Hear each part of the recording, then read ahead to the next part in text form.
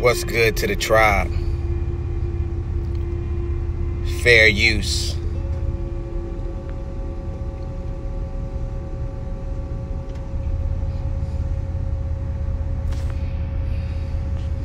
(1790) Census.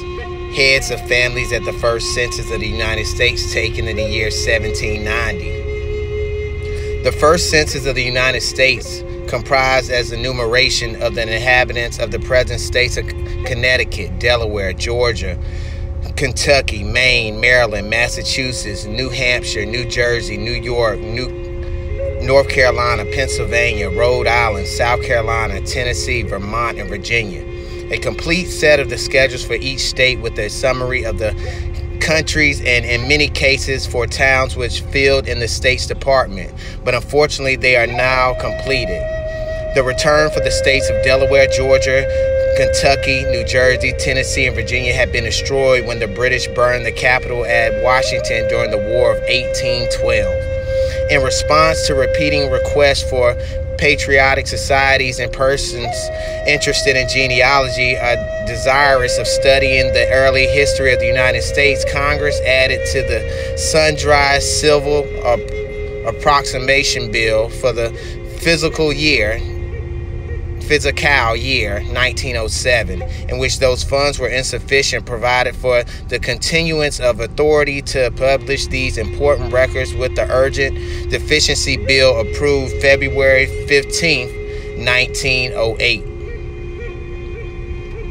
So you see, they're still doing the same thing they've been doing, burning stuff and doing everything like that. And we're going to go into a couple of these censuses. I know other originals have shown it on their platforms, but we're going to show it on here and show you some of the hijacks and different things, because we're going to figure it out. This is page 55, Georgetown District, Prince George Parish, South Carolina.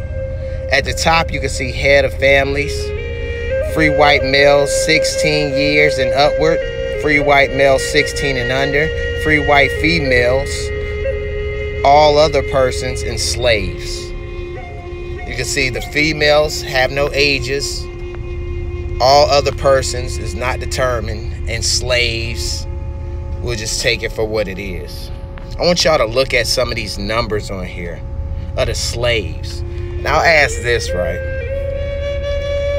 If we're as crazy as we are now, you don't think we were the same way back then?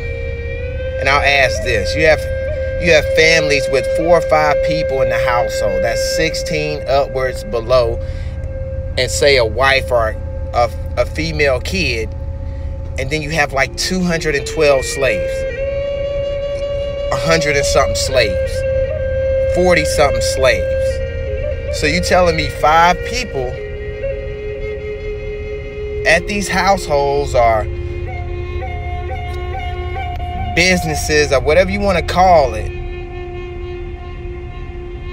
can keep control of 200 and something people of all ages?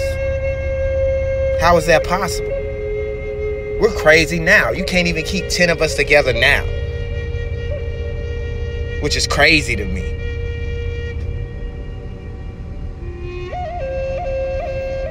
And a lot of people don't know these are really not the first census, which we have census before then. You have 1717 census, where they say they burnt down. They have a lot of books on it. They show a lot of tribes in those areas talking about the 1717 census. Then you got a 1708 census, which they don't list a lot of people on it, but they do have those census.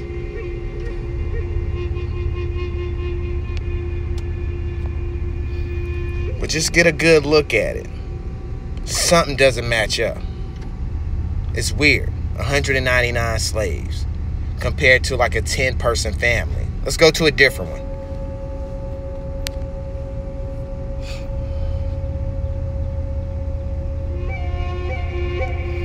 This right here is page 93. And you can see the layout is still the same, but you can see it.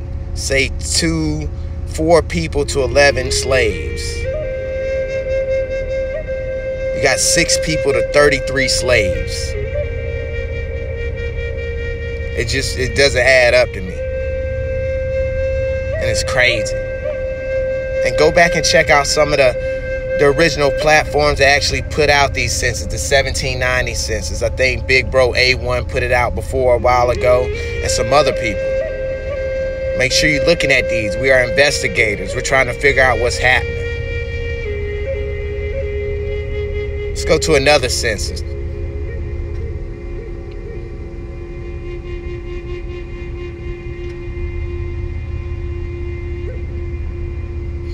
But it's just bad out here. You could see it.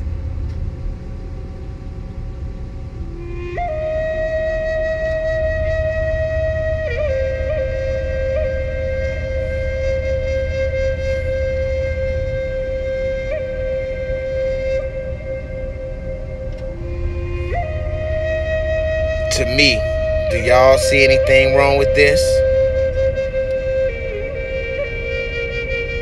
But I love you guys. Feathers up, tribe up, wise up.